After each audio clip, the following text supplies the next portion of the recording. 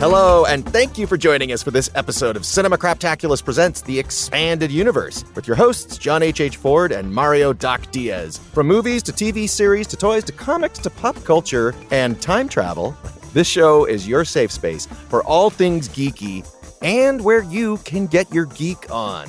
This is John H., and with me, as always, is my geektacular co-host. This is Doc. Hey, Doc, it's good to see you. Or hear you. Here on the Expanded Universe, we seem to, we do a lot of Marvel and a lot of comic books, and we do a lot of gimmicks. And in that world, we tend to talk about, pop culture stuff that comes up. And we just did an episode on Stranger Things. And it seems like the 80s is all the rage. Would you say yes, Doc? Yeah, totally. Yeah. Yeah. Totally. Yeah, 80s is popping up everywhere, not just Stranger Things, but it shows up in other shows as well. And probably because of Stranger Things, they've had success with the 80s and all the nostalgia. So they've incorporated it into movies, or studios and networks have picked up projects dealing with the 80s because of that. Right. We just did an episode on Stranger Things last month. If you didn't listen to that, we recapped season 4. It was a lot of fun. That was the show that really brought back the 80s in a big way. And there are certainly other examples of 80s culture that's made its way back into our modern culture, from music to fashion.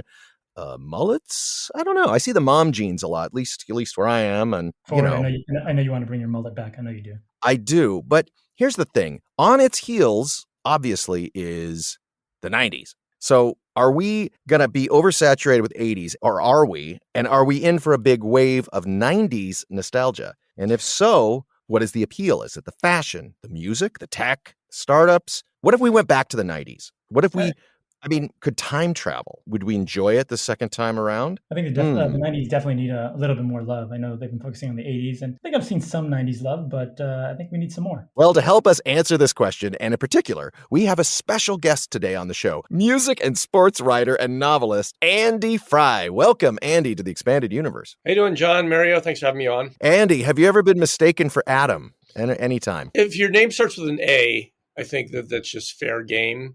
So, yeah, I think because people don't remember, you could say, oh, my name's Andy. And they'll be like, well, nice to meet you, Adam. I'll bet it was confusing for SNL because they had Adam Sandler and Andy Samberg. Yeah, one of my favorite, just to kind of throw it out there, I don't watch SNL week by week, but there's certain points in time I think everybody has their favorite skits that they remember. So I remember one time, and I'm not a huge Nicolas Cage fan, but I remember they had a skit with him where his name is something like Jose Aswipe, but everybody keeps mispronouncing his name Asswipe. And to the point where he's in court for murder because he killed somebody because they called him Mr. Asswipe. I don't know if I could say that on your show, but you could say that on our show. Yeah. So I don't remember much from the episode other than that just hilarious. I thought it was hilarious, so maybe because there's bathroom humor in it and they use the word asswipe. Now that I'm introducing myself to your audience as the guy who says asswipe first chance I get to say anything on your show. So Andy, you've been a sports writer for everything from ESPN to Rolling Stone, Chicago Tribune, and you've written sports business for Forbes.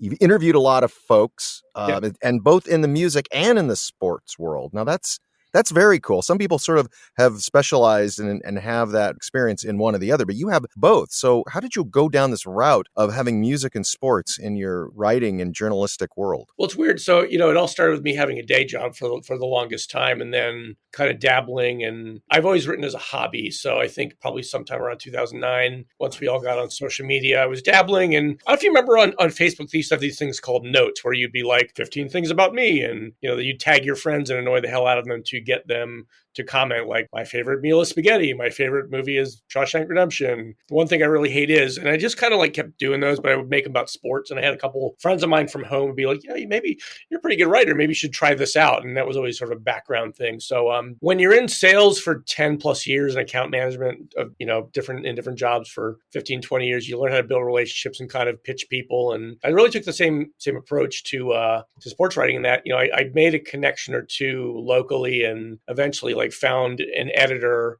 at ESPN back when page 2 was the big thing. It was kind of like the undercurrent that I understood was that don't pitch us baseball, football, hockey, basketball. We already got staffers to do that. But if you got something that's kind of out there that's sports heavy and maybe sports pop culture heavy, that's where we take on freelancers. And I pitched a couple things and I got some strikes and eventually got to do one article that I thought would be the one article I'd write, and I'd never write for ESPN again. And I just really kind of kept hitting him with ideas and different editors and so on. So, a lot of it, because it was extreme sports, and that was kind of like the only thing they would let me do, other than I did write for ESPN Chicago when they had a prep blog covering Chicago Southside Catholic League football, that's like its own parochial thing. Yeah, I kept like pitching things like what it ended up being was I got an inkling here. Somebody said that Billy Corgan from Smashing Pumpkins was starting a wrestling league, which just right there is like a whole bunch of stuff. Did that actually happen? Did that wrestling league come to fruition? Yeah, it was like kind of like a minor league wrestling thing. I mean, I don't know that I have the full story, but I think like Billy Corgan from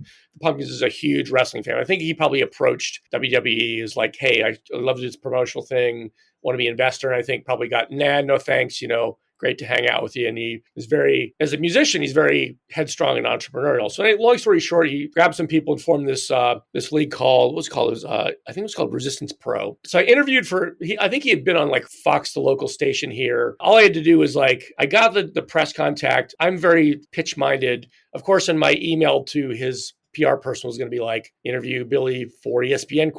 I just had done like a couple pieces. And he's a huge sports lover. If you know anything about him, like if he's walking around town, Chicago, you'll bump into him wearing his Bears jersey or whatever, his Cubs jersey. I guess that he probably always wanted to be on ESPN, especially to pitch this new project. So I got to do that. Got to roll some video, like people jumping from like 2 stories onto this mat, like typical pro wrestling stuff. Did they smash pumpkins? Yeah, no, he did not smash any pumpkins. Some people got their heads smashed, I think. But it was very fun and visual. And then like from that, it just kind of became a shtick of like aging rock stars and their sports hankerings. And I think the second thing was I'm a huge British music fan. So about a month and a half later, it was around my birthday. And I just my birthday is April 5th. And I just kind of decided, I wonder for my birthday, like I want to see if I could interview Noel Gallagher from Oasis because he just had his new band. He was doing Coachella. And I was just like, I'll see if I can bag the elephant on this one. And then, so it just ended up being kind of a thing where aging rock stars or sports hankerings. I mean, down the road when I was writing for Rolling Stone, I could interview Derry Cantrell from the Alice in Chains about his fantasy football league, which is like a celebrity thing, raise money for, I think, Wounded Warrior Project, and just kind of made that kind of a cross section where I could talk to somebody who's famous for one thing, but loves sport. So there's all kinds of this kind of a second world of sports. And I just kind of tapped into it, kept doing things, kept pitching ideas, and, kind of got taken more serious as a sports writer. And next thing I know, in 2017, I'm covering the World Series for Rolling Stone. And now primarily I cover like sports business for Forbes, and I get to interview like, Derek Jeter and Shaq and Lindsey Vonn. I just kind of like kept doing it, and it's been like kind of a hobby on steroids, but it's been fun. Well, that's a good segue to talk about this book of yours, because now I am in London, and it's a little harder to get access to things in the States, but I read the premise for your book, and I have to say I was extremely interested. So the title of the book is 90 Days in the 90s. And we could talk a bit about, as much as you want to, spoil it, but those cases of, well, you have to read it to find out. But the premise, as I understood it, is there's a female protagonist, and she's it's in the present day, and life isn't going well, and circumstances present itself, and she ends up 30 years ago as herself, or does she go back into her younger body? Or let me back up. So Doc and we've talked a lot about geek stuff where there's a lot of multiverse. Yeah. And it seems like the multiverse has been just the thing. And we kind of wondered if maybe it might be replacing time travel as a gimmick. It seemed like time travel kind of came in there. And then, of course, the Avengers combined it, right? Mm-hmm. Doc, what are your thoughts, real quick, before we get into his book? What are your thoughts on time travel versus multiverse? Is one winning out, or are they still kind of competing and doing fine independently? Well, I think time travel is a trope that they've used for years in lots of movies. Of course, Back to the Future comes to mind, Terminator. Yeah, now in the Avengers. But I think with the Avengers using the multiverse, I think other studios are kind of following suit, and they're kind of using that to tell stories. That way they can have like multiple actors playing the same character, which we've seen like in Batman and The Flash. I think a lot of studios have kind of latched on to the multiverse, but I don't necessarily think it's going to replace time travel, because time travel has been very, very popular. I actually do like time travel. Some people like to stay away from that in stories because it gets messy. But I'm interested to hear like Andy's approach that he used in his book, and which form of time travel you use. Well, it's funny that you bring up multiverse, because I think of it as like, I like watching Portlandia. It's very like the whole premise of Portlandia is like, go to a place where the 90s is still happening. You think about like, if you've seen their recurring people like Kumail Nanjiani, who was in The Big Sick, like there's a scene where he's like the host at a restaurant and he's kind of surly. And then he's the same character or same type of person as a different character in like the cannabis shop. So I don't know if that's in the same ballpark of what you're talking about, but time travels, I think, it's like an old trick, kind of like pulling a rabbit out of a hat. You can make it boring. You can make it new. You can kind of lean on it as a crutch, like. But what I wanted to do was that for 1980s and the 90s, I just got this idea. I love music. I love 90s music. I just turned 50. So, of course, with that comes either a midlife crisis or a little bit of nostalgia that you play with in your head. So my best friend, who's a writer, a guy named Doug Milam, he's up in the Pacific Northwest, used to live here. We used to have this joke about like, hey, wouldn't it be cool if we could take the CTA train to like Jimi Hendrix's last concert at the Isle of Wight in 1971. Like, yeah, we would totally do that. I played around with that idea for years. So when you write, I had to kind of learn how to write a book, and doing this, it took me overall about 5 years, but the first 2 years I didn't really know what I was doing. With time travel, you either have to go deep cut science and you gotta detail a lot of things, or what I did is I kind of pared it down, and the time travel is really incidental to the bigger story, which I think is a personal story, and it's about music and pop culture. And that I set some rules. So if you read within the first 50 pages, I set some rules so it's not confusing. A reader can either buy into it or not. But basically, Darby is a record store owner. She had a career on Wall Street and like a fiance in New York, and it kind of all came crashing down at the same time. Her favorite uncle, who she's lost touch with, dies and wills her his record store. And, there's a whole thing about the guilt that she hasn't kept in touch with him, but she moves back to Chicago sort of with her tail between her legs, and takes over the record store. And it's a pretty successful record store, and that's awesome. And it reunites her love for music, but it's kind of not enough. And she, as people probably in their late 40s, early 50s, even if you are happy where you are in life, and I am, you tend to be a bit nostalgic. Either it's like you watch the news and you think about like, why couldn't it be like it was in the 90s when we didn't have all this crazy politics going on? Or what about when we only had like 30 channels instead of 800, whatever it is. So it becomes kind of a playground I use time travel for her to get back to the 90s. And I think I set some pretty firm rules in that.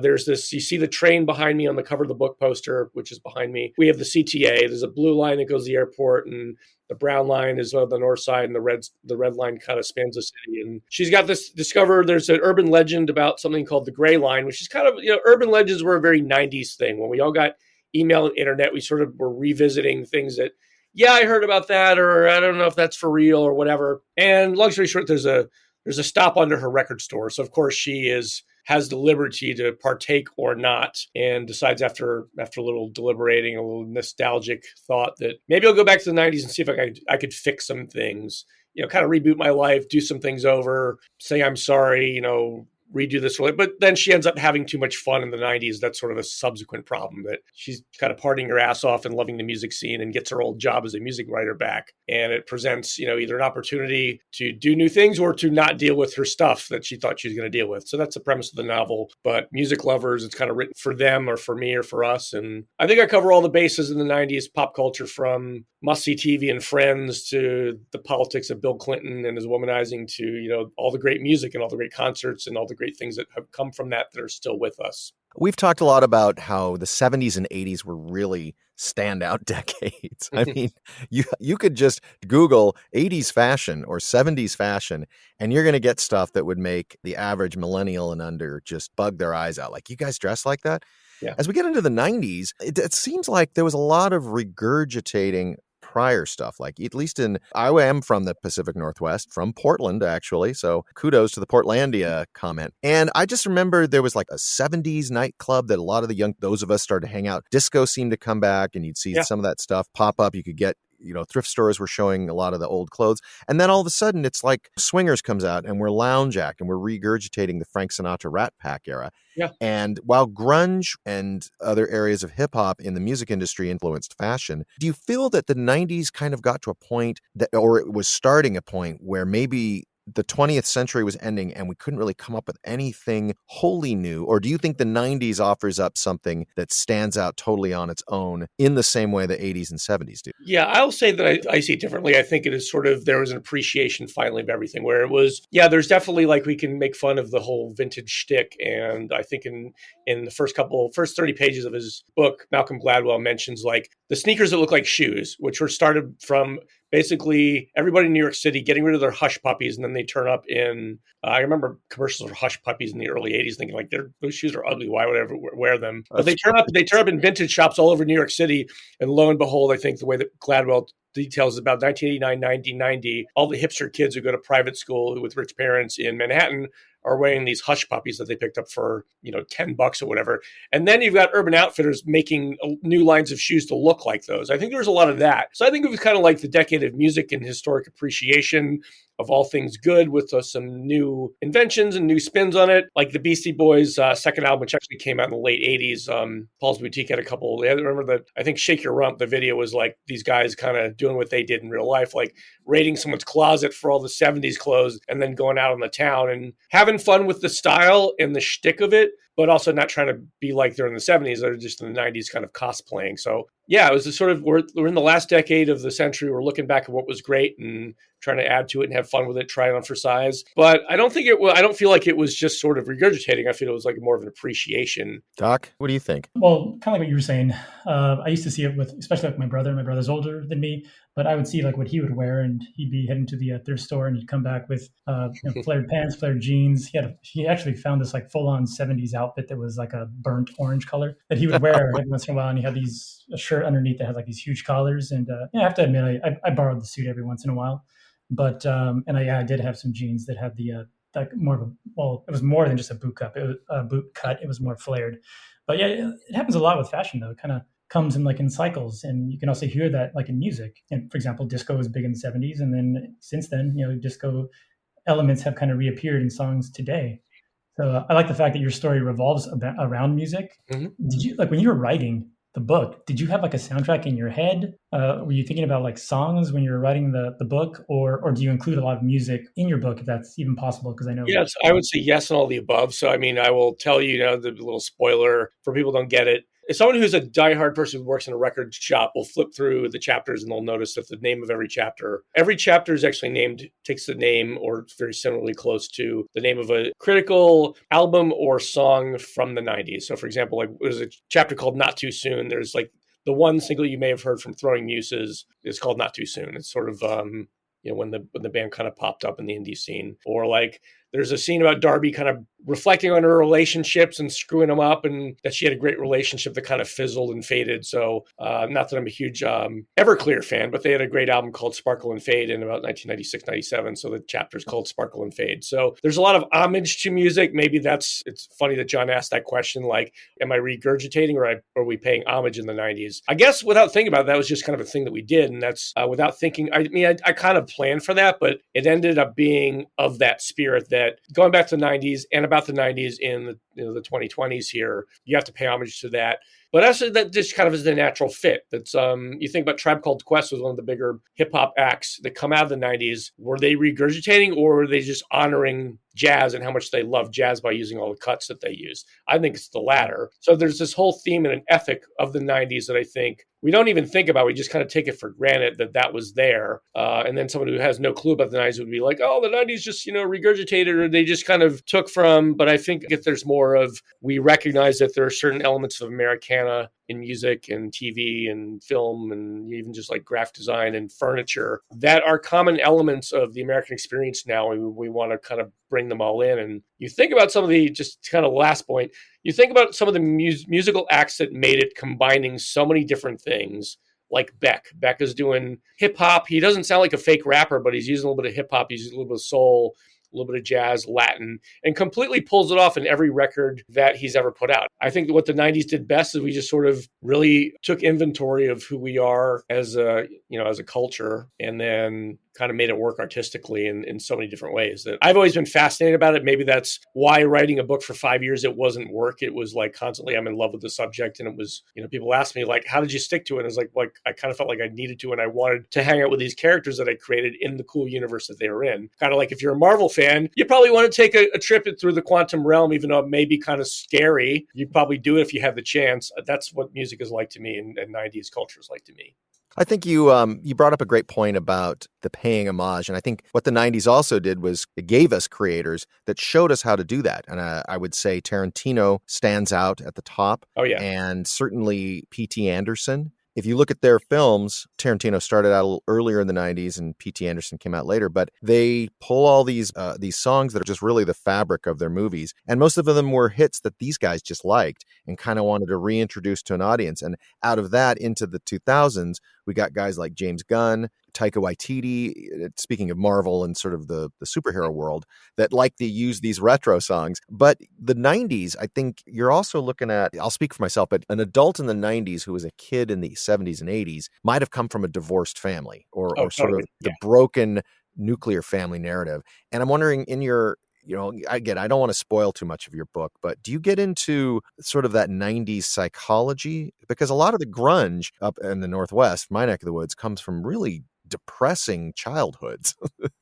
Yeah, for me, it was, it's either, you hear the stories about Kurt Cobain and kind of this crappy town called, I'm not saying it's crappy, but it sounds like Aberdeen was always rainy and kind of not really the best place in the world. Maybe it wasn't as bad as Flint, Michigan. There's that, or I grew up in kind of the suburb that in 1979 was nothing but a high school and maybe an orthodontist, a McDonald's, and an insurance campus. Now my friends who still live there in the 2020s are complaining about how much traffic there is and there's too many BMWs around. It's really evolved. But to me, it was a great place to grow up and be safe. But I always knew I wanted to move on. It's very different from maybe my dad's generation, my mom's generation, where they grew up, in the cities or a small mill town in maybe not squalor, but less comfortable circumstances. And just to have like your own house with your own front and back lawn. So I feel like I definitely am personally steeped in that psychology. It was not work for me to bring it in the novel. There's a scene where towards the end where Darby, one of her best friends, is an architect, and he's been kind of like interning in Europe, and he comes back to Chicago and he really wants to have Chicago pizza and go see a show. And it happens right before Thanksgiving. And one of the Darby's things is she hates the holidays. It has to do with her family of origin, kind of what you're getting at. Like her parents split up when she was young. She doesn't want to deal with the holidays. It's just kind of a crappy thing that she's not, whether it's Thanksgiving, Christmas, or birthday, is not into it. Hey, we'll be right back. Hey, you guys, this is Tara, and boy, oh boy, do I wish I was about to talk to you about some super cool product or like a neat movie coming out, but I'm not, because America. Here at Cinema Craptaculous, we recognize that the medical privacy rights of millions of American women are no longer protected, and that safe and affordable reproductive care will not be accessible to women in every state. Each month, we'll share a podcast or organization that helps highlight and support women's reproductive rights and access to safe health care. And this is John. This month, we'd like to highlight the Brigid Alliance, which is a referral-based service that provides travel, food, lodging, childcare, and other logistical support for people seeking abortions in an environment increasingly hostile towards women's reproductive care. For information on how to donate to the Brigid Alliance, or if you are in need of their services, go to brigidalliance.org. That's all one word, BRIGID Alliance.org. Thank you. And now, back to the show. I think with Darby, I'll clue you in on this. The protagonist was, first of all, as typical debut novels now that I've been told a million times by editors, and I was very doing it what everybody else was doing when I wrote it in first person. And they're like, don't do that, write it in third person. This is not about you. Think about your audience. There's also a male protagonist. And somewhere in the fall of 2020, I'm walking my dog at 1 a.m. because he just wanted to be walked. And I'm kind of grumbling about not getting my book picked up by an agent. And long story short, I had this realization, this epiphany that I thought after 4 years of Trump at that point, Me Too, George Floyd, I was thinking probably the last thing that agent publishers want is a book about a middle-aged white guy who wants to go back to the past. And I was just like, holy shit, I think maybe I should change that, not just because of that. But then I write about sports, and half of the people I write about are women. In the last 6 months, it's been like Lindsey Vonn and Megan Rapinoe, and I just interviewed Jenny Finch. And I take them seriously as athletes as much as I would, Derek Jeter. So I thought, well, I've written about women a ton. What if I make the character basically the same person, but she's female, and there's some slightly different things you need to deal with, like that sexism exists in careers. And I've heard people talk about imposter syndrome. And I didn't try to be a woman and impose my personality and say, well, I know all about this. I just kind of let the character be. And I felt like it was a better result, and she's more interesting as a female who loves music, not stereotyping her as like the cool chick who's cool because she likes the music that guys like, but just it kind of was liberating to have her be female and do some of the same things, but also deal with her inability to be, her commitment phobia actually isn't just a straight male white guy thing, I don't think. And I don't go too much in the hard psychology of it, but it kind of made it more rewarding to write from a different perspective and try to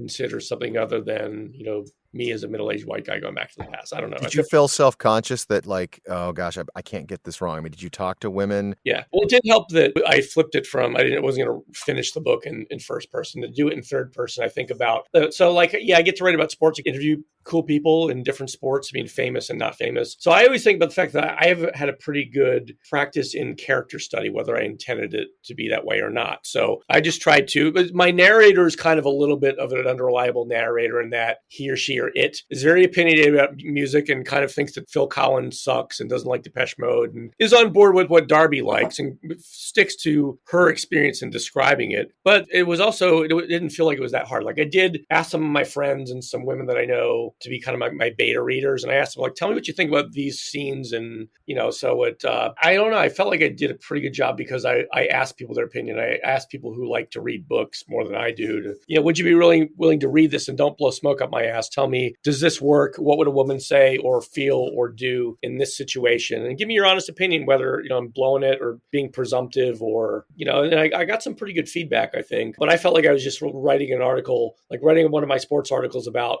I follow women's soccer. I know a lot about Megan Rapinoe and Alex Morgan. If I was going to write a book about them, I wouldn't take certain liberties. I would just write the story about them as great athletes and, maybe get into the causes and politics that they like a little bit and what they stand for and do it as a character study and sort of telling someone else's story, not trying to impose myself into it with my opinions. And some of that comes from just, I was a child of divorce. My dad remarried and we had a great family life after that. But it's something that was always, ever present in our minds, and that maybe we were the first generation where it seemed to happen to everybody. So it wasn't, Leave It to Beaver or, kind of those, the America that we were fed, my parents were fed on TV, or that I was fed on TV in the early 70s, where everything's perfect and all couples are, the nuclear families are stable. I think we saw in real life that wasn't the case, and I didn't have it that bad. But I do bring it in because I think it's relevant. And like you're saying, I'm not a huge Pearl Jam fan, but I know enough about it to know that Eddie Vedder supposedly brought some of his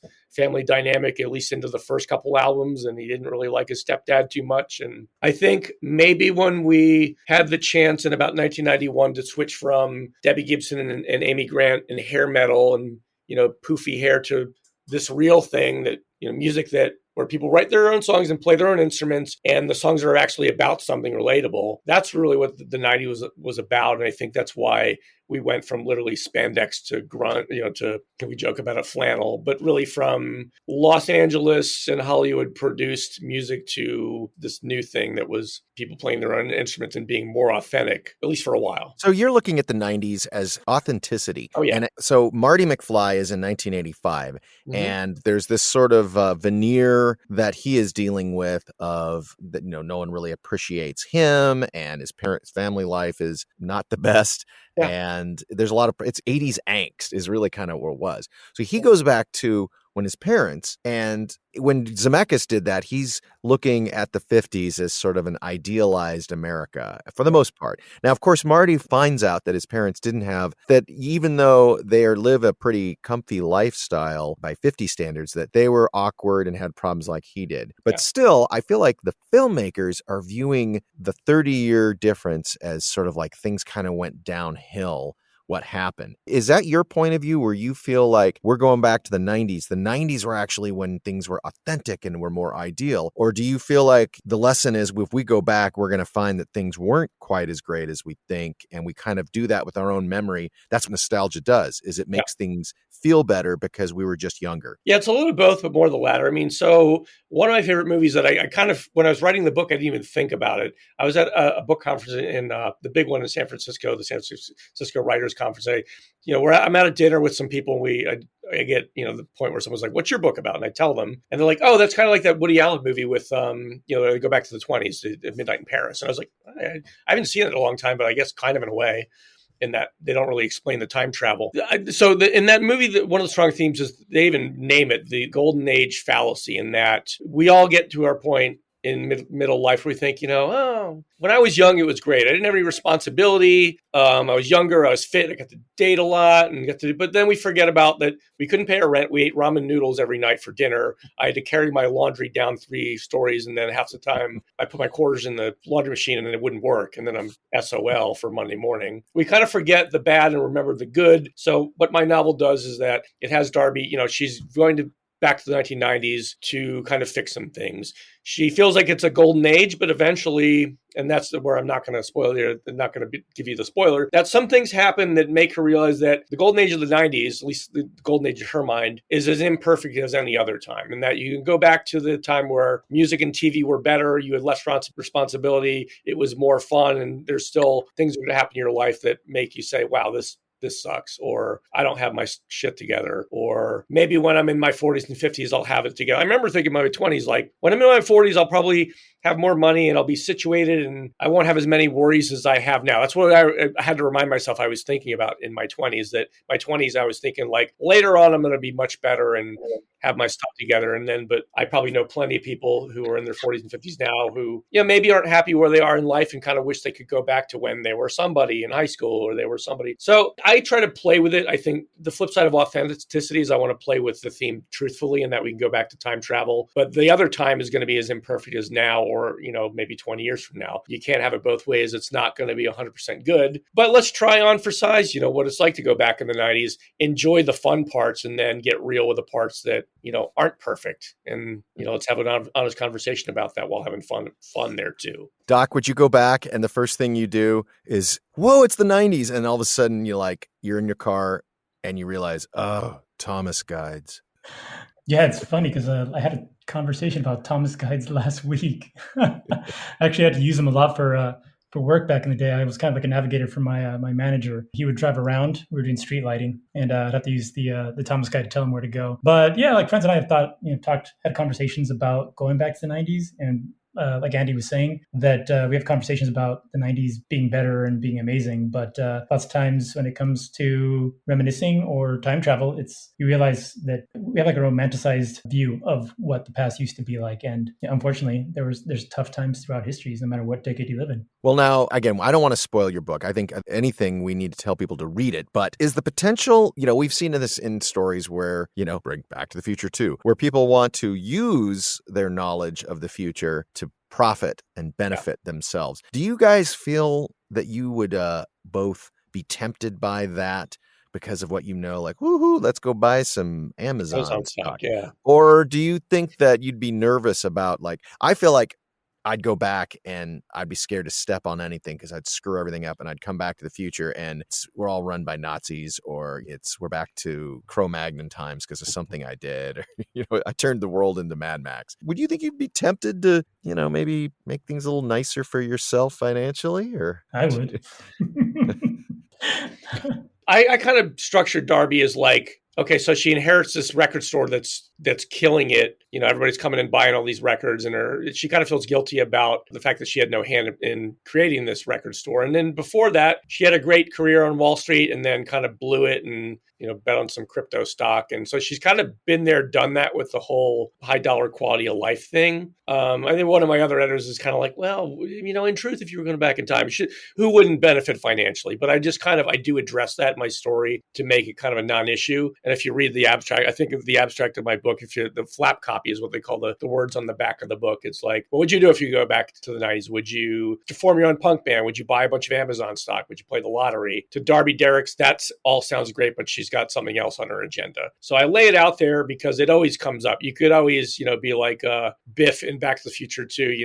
You take the book that has all the sports scores of all of history, and then you bet on all of them and, make money in that, and then, know what happens there. But I feel like that fiddle's been played too many times, so I don't ignore that elephant in the room. But I had fun kind of writing around it and making more about like her time travel is that the rule is and she kind of ignores this on your time pass watch, unless you hit paradox control, you go back to 1996 and you are physically who you were in 1996, and that she sheds her back problems and she feels like she's 25 again and she looks 25 again. And her friends don't know that she's ever left the 90s. They don't even know that she went and came back, and there's a stipulation of that so that we can be back in our irresponsible 20-something selves hotels back in the 90s, live in an apartment with a couple people, and completely enjoy that dynamic of it. I didn't want it to be about the lottery ticket or the buying Amazon stock, but at the same time, she knows that Princess Diana is going to die and Tupac Shakur is going to die, and that there's things musically that she's already kind of experienced. Boy bands come back and ruin the music scene, like she knows that's coming, but doesn't feel like she needs to interfere in every aspect of the universe. And I was going to ask you guys, like, do you feel like that's addressed a lot in Marvel and some in DC and different? I'm watching right now 11/22/63 with James Franco. Like, why do time travelers always feel like, here's what's going to happen, you need to fix all these problems? Whereas in my book, it's just Darby wants to deal with her own shit and not really go too much bigger.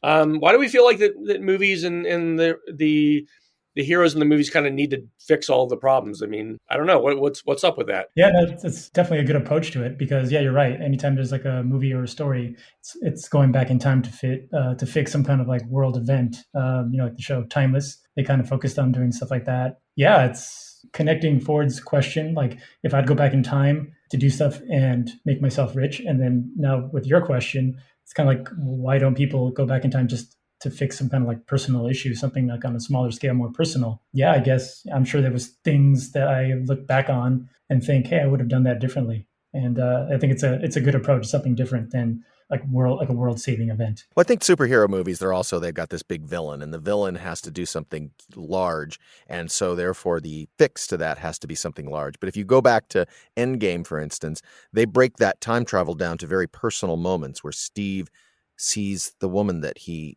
lost from the past, where Tony Stark runs into his father. And so they take a pause from saving the world and address these guys having this moment that, they each of them, it changes their course after that.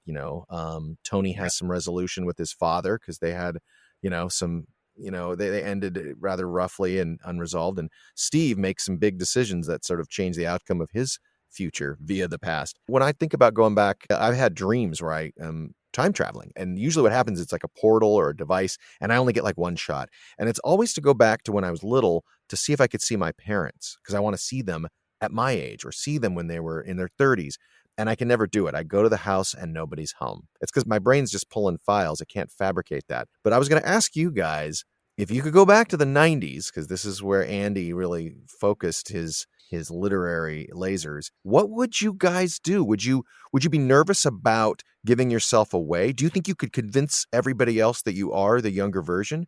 Because your personality changes. Even though physically you're the same, words coming out of your mouth, maybe the rhythm of how you speak, have been affected by the 3 decades of life. Would each of you enjoy like as Darby does, or would you try to fix anything? What would the 90s be if you could go back? I guess I'm on board with Darby in that I feel like it, to me, is, and this may sound superficial, like it's kind of like, so I went back to my college town. I thought it wasn't even last week, it was Monday I was there, because I was in Ohio. I went to Miami of Ohio. There's this great shop called the Bagel and Deli Shop. I mean, there's all kinds of great food for a small town. So it was like a major goal to just go to Bagel and Deli and get, the Afterburner or whatever. Like, they've got these great name sandwiches that are out of this world. They steam their bagels. They put whatever you want on it. Why I get so excited about a bagel sandwich, I don't know. It must be connected to the fact that I was in my youth and I had no responsibility and I was girl crazy and I had, maybe was half drunk, and an onion bagel with, I don't know. I don't eat meat anymore, but back then, bacon and kielbasa and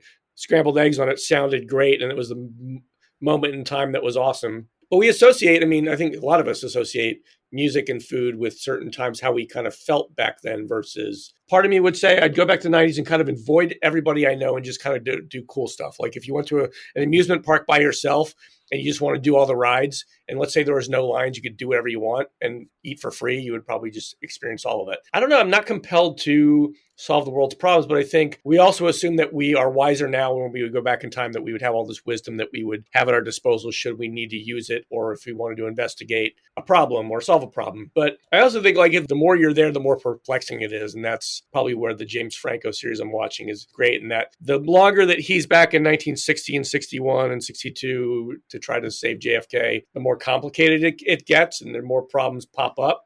That's something in time travel that I think has been covered a little bit, and they covered it a little bit in Back to the Future, and that, new things arise and, new problems pop up. I guess I want to avoid all that and just kind of go for the music and the food and the places I like to frequent, but I don't think I would be that fortunate. I think the trouble would find me probably. Some of these artists are no longer with us. You could go see them perform in their prime, or right when they're on the cusp of success. It's sad to see that. And as for me, I would go back, of course, buy all the tech stock that I wanted first. And I'm a simple man, so I would probably just go and hang out at the local record shop, listen to some music, look through all the magazines like I used to do back in the day. Because it was the 90s for me. I love the 90s music, whether it be grunge, alt rock, or even the battle for the future of rap. You mentioned Tribe Called Quest earlier, versus gangster rap. Which direction was it going to go in? And now we know gangster rap won at that time. But I love that decade.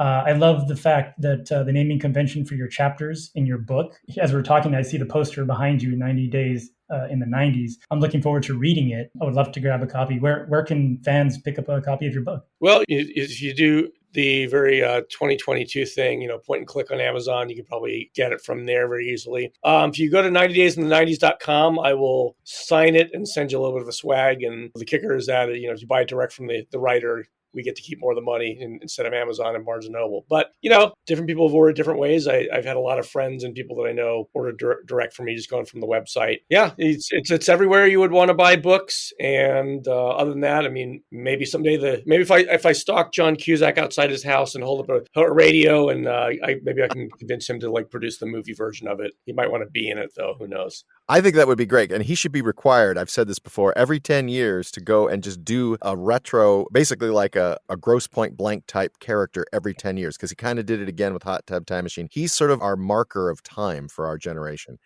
Real quick, just so we can spell it correctly, it is 90daysinthe90s.com, but that's NINETY. Days in the 90s? Proper name of the book is 90 Days in the 90s, where the word 90 is spelled out days in the 90s. But the website, when I registered the URL, it's 90 in the 90 days in the 90s.com. Andy, where can people follow you in the socials? Yeah, on Twitter and on Instagram, I'm at Sporty Frye, Fry with an E. And other than that, you got the website. What else is? I'm not on TikTok. I don't do stupid dance videos or anything like that. So you can read chapters of your book on TikTok. Yeah, that would be really exciting, wouldn't it? I would have to do a dance to a 90s. I would have to dress like a boy band member, though, and that would be enough for me to say, push me in front of a bus, I think. So I know everybody says that, if I went back in time, particularly the 90s, I would warn everybody about September 11th and the Iraq War and all that stuff. And I'm thinking, man, I would just warn them about the ending of Lost. Don't get your hopes up. Just trust me. Yeah.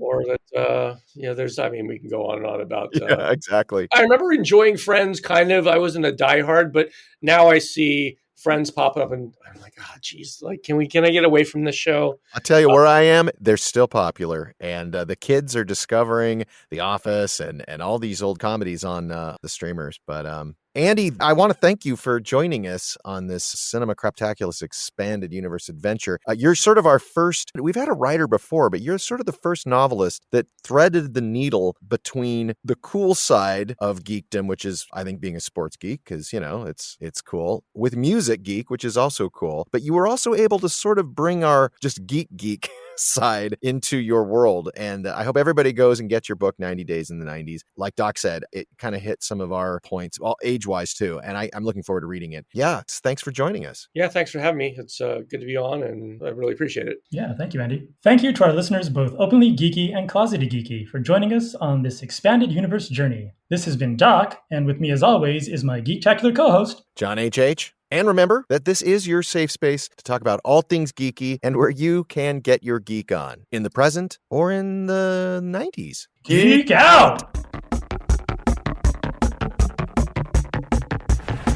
Hey, Expanded Universe fans, thank you again for joining us on another geektacular journey. You can follow us on Instagram and Twitter. Our handle is @Craptaculous. We're also on Facebook. And make sure you check out all our other shows. There's a new one every week. There's the B-Sides, Real Debates, and of course, Cinema Craptaculous. And you can find more about our shows and our hosts at cinemacraptaculous.com.